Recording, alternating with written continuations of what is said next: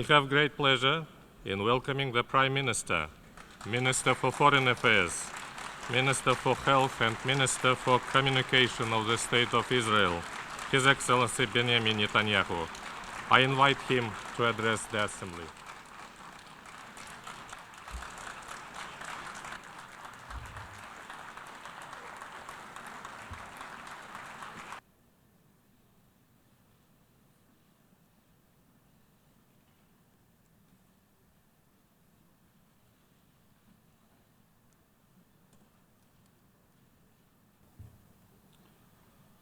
Ladies and gentlemen,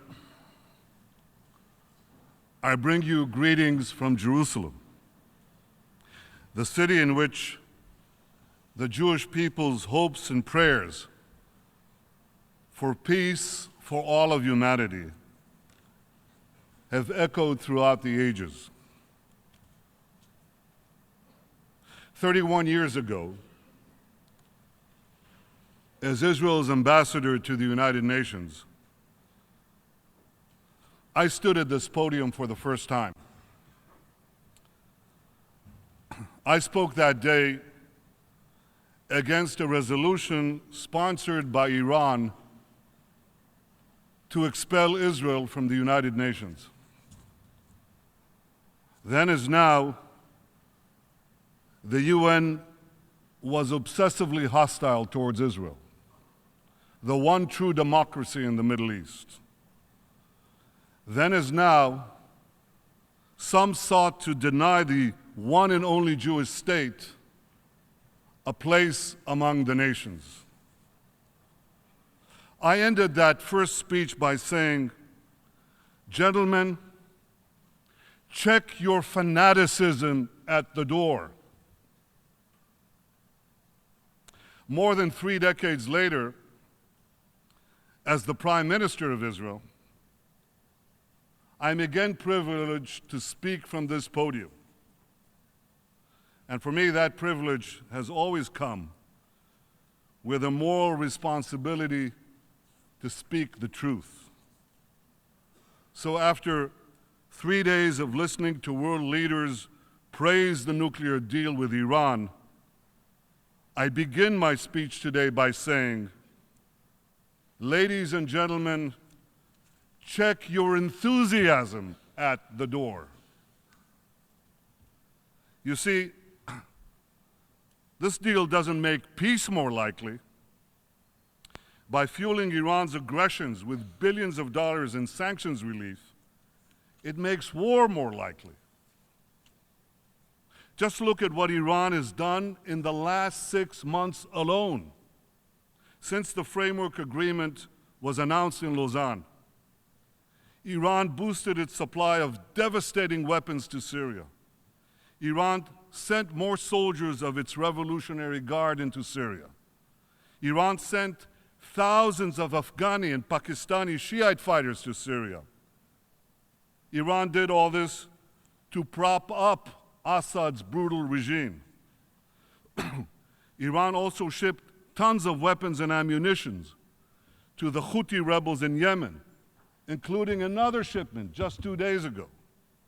Iran threatened to topple Jordan. Iran's proxy, Hezbollah, smuggled into Lebanon SA-22 missiles to down our planes and Yahoun cruise missiles to sink our ships. Iran supplied Hezbollah with precision-guided surface-to-surface missiles and attack drones so it can accurately hit any target in Israel. Iran aided Hamas and Islamic Jihad in building armed drones in Gaza. Iran also made clear its plans to open 2 new terror fronts against Israel, promising to arm Palestinians in the West Bank and sending its Revolutionary Guard generals to the Golan Heights, from which its operatives recently fired rockets on northern Israel. Israel will continue to respond forcefully to any attacks against it from Syria. Israel will continue to act to prevent the transfer of strategic weapons to Hezbollah from and through Syrian territory. Every few weeks, Iran and Hezbollah set up new terror cells in cities throughout the world. 3 such cells were recently uncovered in Kuwait, Jordan, and Cyprus. In May, security forces in Cyprus raided a Hezbollah agent's apartment in the city of Larnaca. There they found 5 tons of ammonium nitrate. That's roughly the same amount of ammonium nitrate that was used to blow up the federal building in Oklahoma City. And that's just in one apartment, in one city, in one country. But Iran is setting up dozens of terror cells like this around the world. Ladies and gentlemen, they're setting up those terror cells in this hemisphere too. I repeat, Iran's been doing all of this, everything that I've just described, just in the last 6 months, when it was trying to convince the world to remove the sanctions. Now just imagine what Iran will do after those sanctions are lifted. Unleashed and unmuzzled, Iran will go on the prowl, devouring more and more prey. In the wake of the nuclear deal, Iran is spending billions of dollars on weapons and satellites. You think Iran is doing that to advance peace? You think hundreds of billions of dollars in sanctions relief and fat contracts will turn this rapacious tiger into a kitten? If you do, you should think again. In 2013, President Rouhani began his so-called charm offensive here at the UN. 2 years later, Iran is executing more political prisoners, escalating its regional aggression, and rapidly expanding its global terror network. You know, they say actions speak louder than words.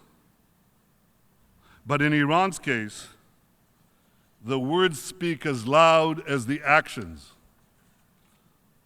Just listen to the deputy commander of Iran's Revolutionary Guard Quds Force. Here's what he said in February, quote, "The Islamic Revolution is not limited by geographic borders."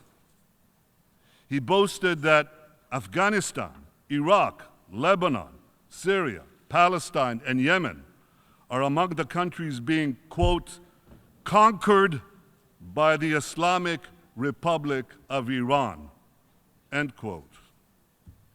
Conquered.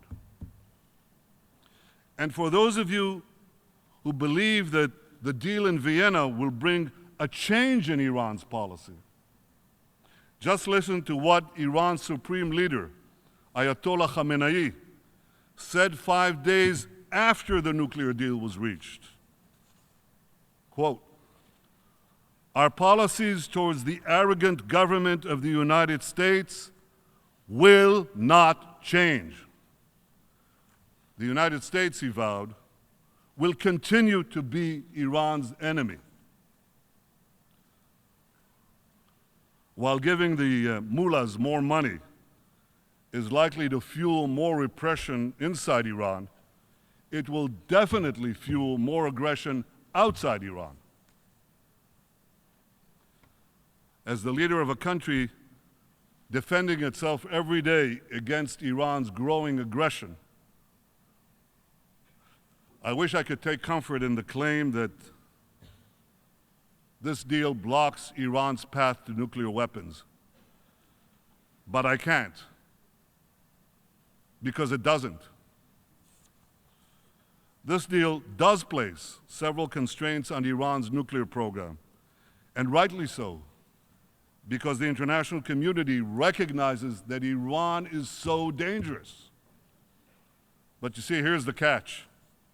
Under this deal, if Iran doesn't change its behavior, in fact, if it becomes even more dangerous in the years to come, the most important constraints will still be automatically lifted by year 10 and by year 15. That would place a militant Islamic terror regime weeks away from having the fissile material for an entire arsenal of nuclear bombs. That just doesn't make any sense. I've said that if Iran wants to be treated like a normal country, let it act like a normal country. But this deal will treat Iran like a normal country even if it remains a dark theocracy that conquers its neighbors, sponsors terrorism worldwide, and chants death to Israel, death to America. Does anyone seriously believe that flooding a radical theocracy with weapons and cash will curb its appetite for aggression? Do any of you really believe that a theocratic Iran with sharper claws and sharper fangs will be more likely to change its stripes? So here's a general rule that I've learned, and you must have learned in your lifetime. When bad behavior is rewarded, it only gets worse.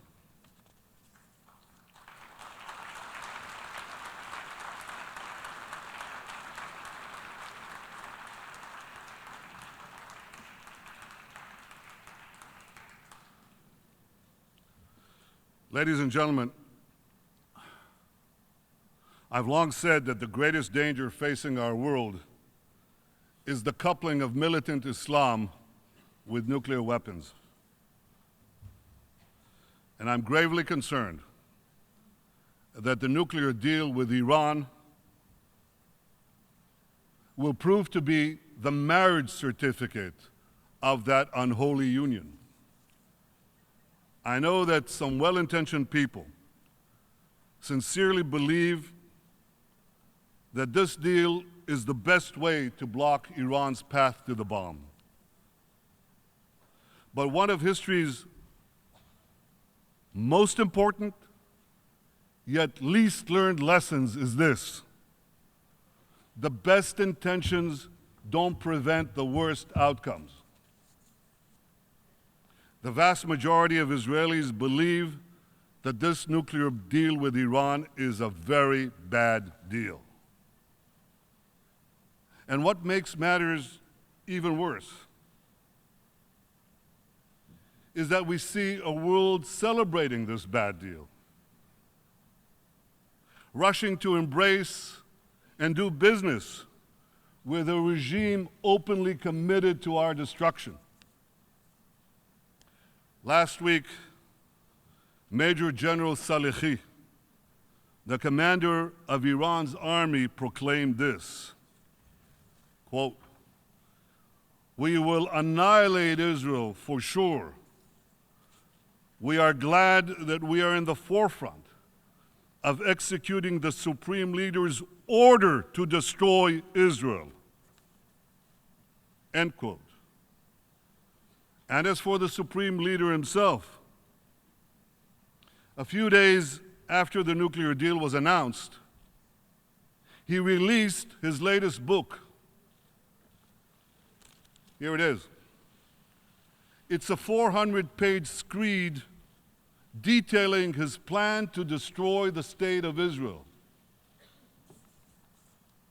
Last month, Khamenei once again made his genocidal intentions clear before Iran's top clerical body, the Assembly of Experts. He spoke about Israel, home to over 6 million Jews. He pledged, quote, "There will be no Israel in 25 years." End quote. 70 years after the murder of 6 million Jews, Iran's rulers promise to destroy my country, murder my people,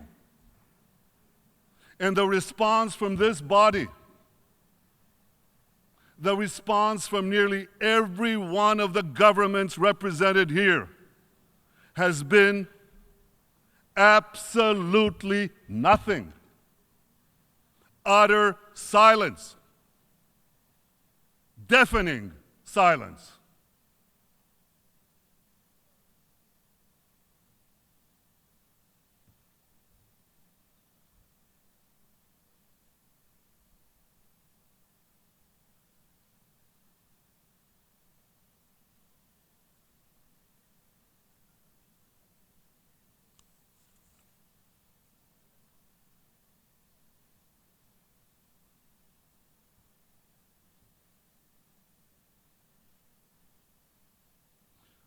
Perhaps you can now understand why Israel is not joining you in celebrating this deal. If Iran's rulers were working to destroy your countries, perhaps you'd be less enthusiastic about the deal. If Iran's terror proxies were firing thousands of rockets at your cities, perhaps you'd be more measured in your praise. And if this deal were unleashing a nuclear arms race in your neighborhood, perhaps you'd be more reluctant to celebrate. But don't think that Iran is only a danger to Israel. Besides Iran's aggression in the Middle East and its terror around the world, Iran is also building intercontinental ballistic missiles whose sole purpose is to carry nuclear warheads. Now remember this, Iran already has missiles that can reach Israel. So those intercontinental ballistic missiles that Iran is building, they're not meant for us. They're meant for you, for Europe, for America, for raining down mass destruction anytime, anywhere. Ladies and gentlemen, it's not easy to oppose something that is embraced by the greatest powers in the world. Believe me, it would be far easier to remain silent. But throughout our history, the Jewish people have learned the heavy price of silence. And as the Prime Minister of the Jewish state, as someone who knows that history, I refuse to be silent.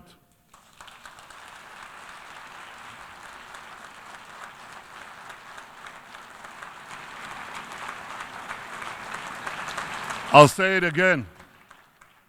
The days when the Jewish people remained passive in the face of genocidal enemies, those days are over.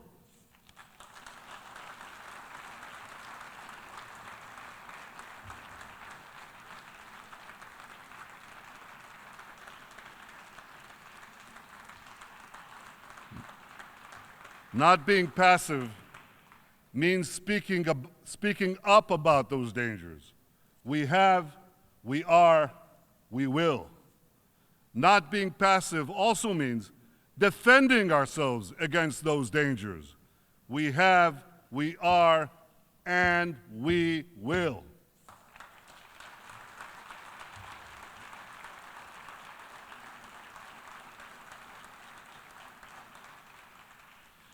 Israel will not allow Iran to break in, to sneak in, or to walk into the nuclear weapons club.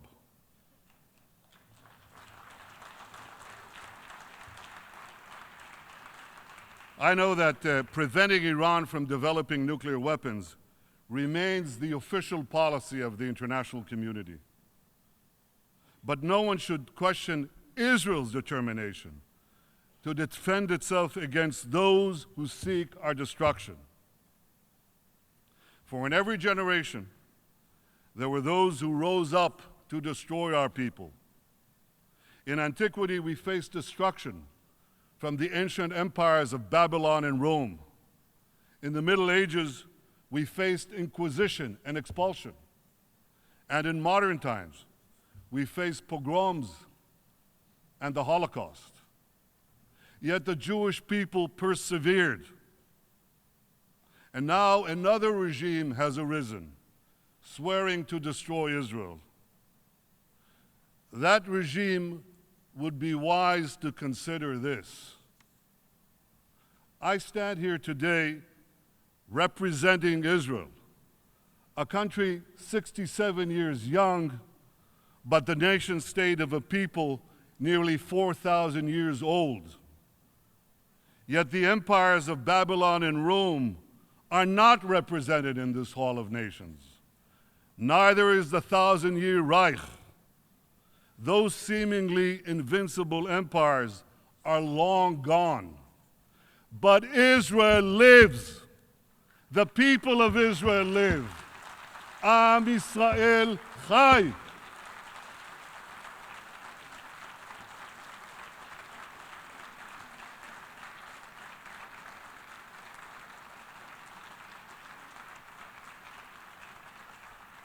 The rebirth of Israel is a testament to the indomitable spirit of my people. For 100 generations, the Jewish people dreamed of returning to the land of Israel. Even in our darkest hours, and we had so many, even in our darkest hours, we never gave up hope of rebuilding our eternal capital, Jerusalem. The establishment of Israel made realizing that dream possible. It has enabled us to live as a free people in our ancestral homeland. It's enabled us to embrace Jews who've come from the four corners of the earth to find refuge from persecution. They came from war-torn Europe, from Yemen, Iraq, Morocco, from Ethiopia and the Soviet Union, from 100 other lands.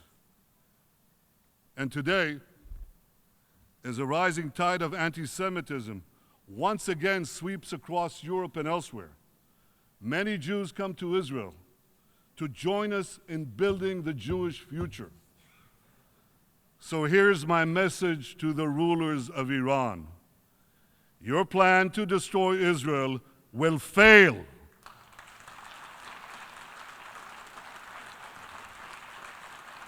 Israel will not permit any force on earth to threaten its future. And here's my message to all the countries represented here. Whatever resolutions you may adopt in this building, whatever decisions you may take in your capitals, Israel will do whatever it must do to defend our state and to defend our people.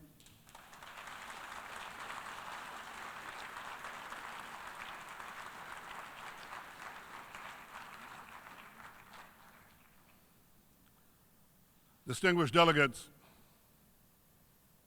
as this deal with Iran moves ahead, I hope you'll enforce it.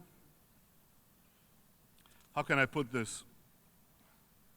With a little more rigor than you showed with the 6 Security Council resolutions that Iran has systematically violated and which now have been effectively discarded. Make sure that the inspectors actually inspect. Make sure that the snapback sanctions actually snap back. And make sure that Iran's violations aren't swept under the Persian rug.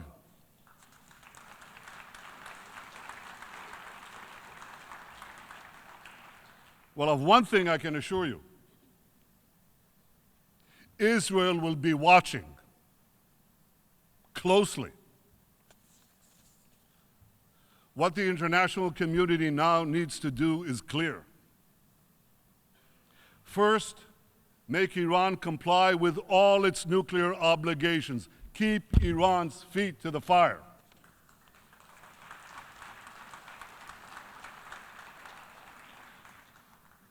Second, check Iran's regional aggression. Support and strengthen those fighting Iran's aggression, beginning with Israel. Third, use sanctions and all the tools available to you to tear down Iran's global terror network.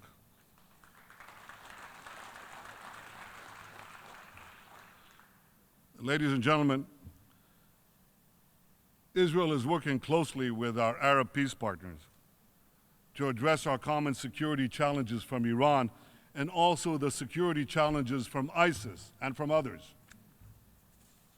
We're also working with other states in the Middle East, as well as countries in Africa, in Asia, and beyond.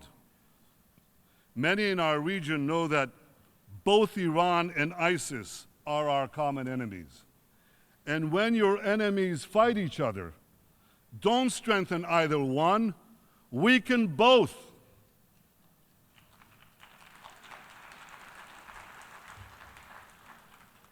Common dangers are clearly bringing Israel and its Arab neighbors closer.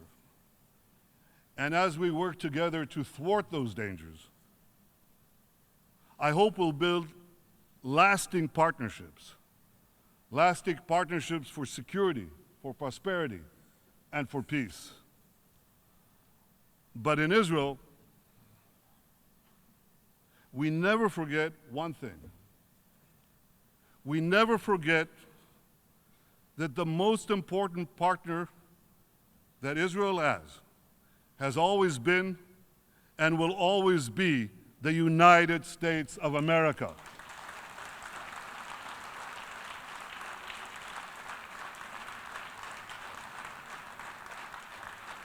The alliance between Israel and the United States is unshakable.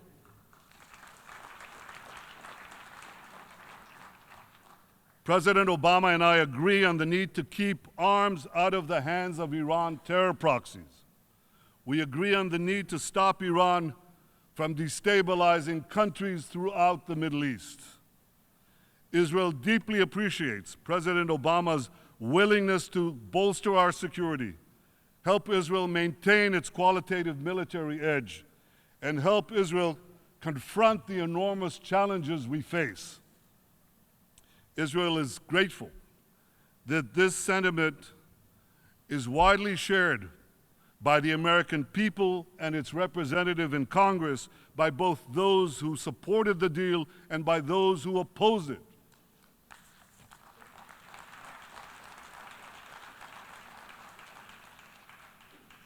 President Obama and I have both said that our differences over the nuclear deal are a disagreement within the family.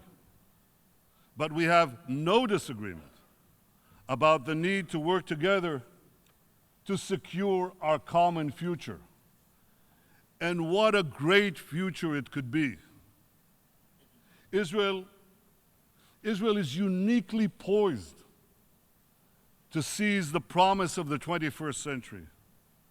Israel is a world leader in science and technology, in cyber, software, water, agriculture, medicine, biotechnology, and so many other fields that are being revolutionized by Israeli ingenuity and Israeli innovation. Israel is the innovation nation.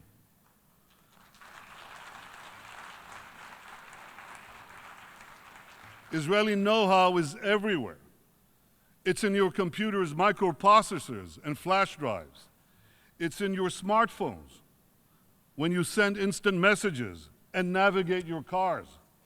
It's on your farms when you drip irrigate your crops and keep your grains and produce fresh. It's in your universities when you study Nobel Prize-winning discoveries in chemistry and economics. It's in your medicine cabinets when you use drugs to treat Parkinson's disease and multiple sclerosis. It's even on your plate when you eat the delicious cherry tomato. That too was perfected in Israel, in case you didn't know. We are so proud in Israel of the long strides our country has made in such a short time. We're so proud that our small country is making such a huge contribution to the entire world. Yet the dreams of our people, enshrined for eternity by the great prophets of the Bible, those dreams will be fully realized only when there is peace. As the Middle East descends into chaos, Israel's peace agreements with Egypt and Jordan are two cornerstones of stability. Israel remains committed to achieving peace with the Palestinians as well.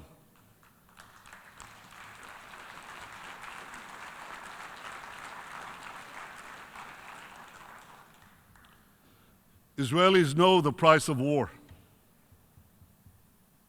I know the price of war. I was nearly killed in battle. I lost many friends. I lost my beloved brother Yoni. Those who know the price of war can best appreciate what the blessings of peace would mean for ourselves, our children, our grandchildren. I am prepared to immediately resume direct peace negotiations with the Palestinian Authority without any preconditions whatsoever.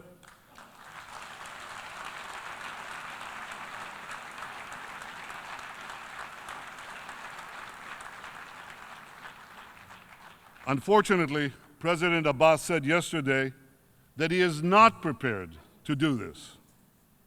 Well, I hope he changes his mind, because I remain committed to a vision of two states for two peoples, in which a demilitarized Palestinian state recognizes the Jewish state.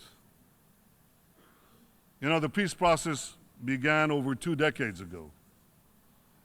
Yet, despite the best efforts of 6 Israeli prime ministers, Rabin, Peres, Barak, Sharon, Omar, and myself, the Palestinians have consistently refused to end the conflict and make a final peace with Israel. And unfortunately, you heard that rejectionism yet again, only yesterday, from President Abbas. How can Israel make peace with a Palestinian partner who refuses to even sit at the negotiating table? Israel expects the Palestinian Authority to abide by its commitments. The Palestinians should not walk away from peace. President Abbas,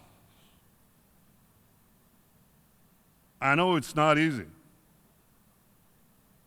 I know it's hard. But we owe it to our peoples to try, to continue to try. Because together, if we actually negotiate and stop negotiating about the negotiations, if we actually sit down and try to resolve this conflict between us, recognize each other, not use a Palestinian state as a stepping stone for another Islamist dictatorship in the Middle East, but something that will live at peace next to the Jewish state. If we actually do that, we can do remarkable things for our peoples.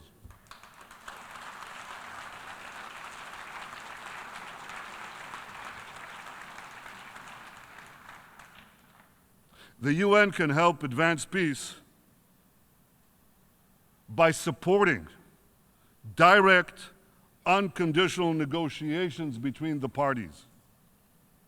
The UN won't help peace, certainly won't help advance peace, by trying to impose solutions or by encouraging Palestinian rejectionism.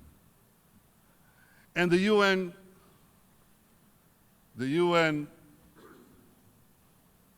distinguished delegates should do one more thing.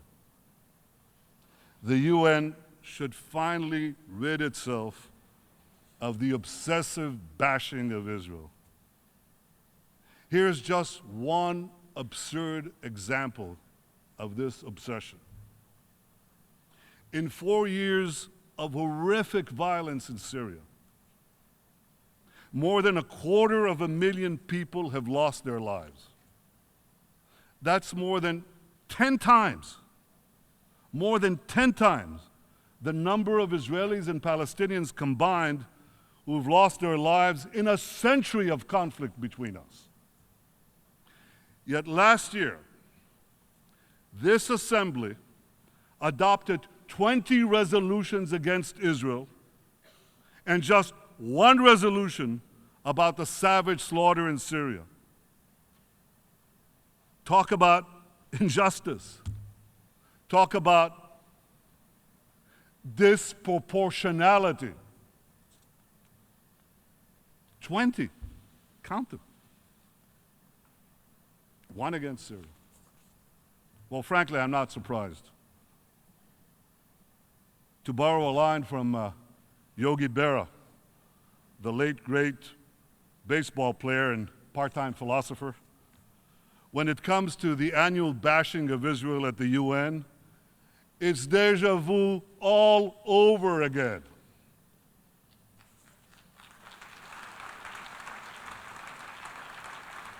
Enough. 31 years after I stood here for the first time, I'm still asking, when will the UN finally check its anti-Israel fanaticism at the door? When will the UN finally stop slandering Israel as a threat to peace and actually start helping Israel advance peace? And the same question should be posed to Palestinian leaders. When will you start working with Israel to advance peace and reconciliation and stop libeling Israel, stop inciting hatred and violence? President Abbas, here's a good place to begin. Stop spreading lies about Israel's alleged intentions on the Temple Mounts. Israel is fully committed to maintaining the status quo there. What President Abbas should be speaking out against are the actions of militant Islamists who are smuggling explosives into the Al-Aqsa Mosque and who are trying to prevent Jews and Christians from visiting the holy sites. That's the real threat to these sacred sites.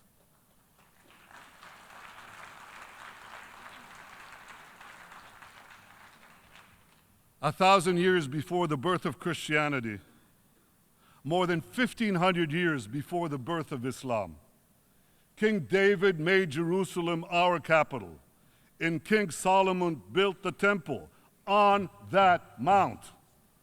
Yet Israel will always respect the sacred shrines of all in a region plagued by violence and by unimaginable intolerance, in which Islamic fanatics are destroying the ancient treasures of civilization. Israel stands out as a towering beacon of enlightenment and tolerance. Far from endangering the holy sites, it is Israel that ensures their safety.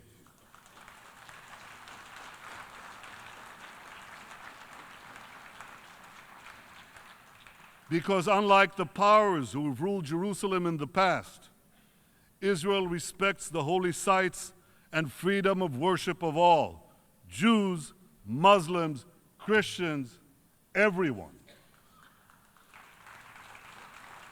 And that, ladies and gentlemen, will never change, because Israel will always stay true to its values.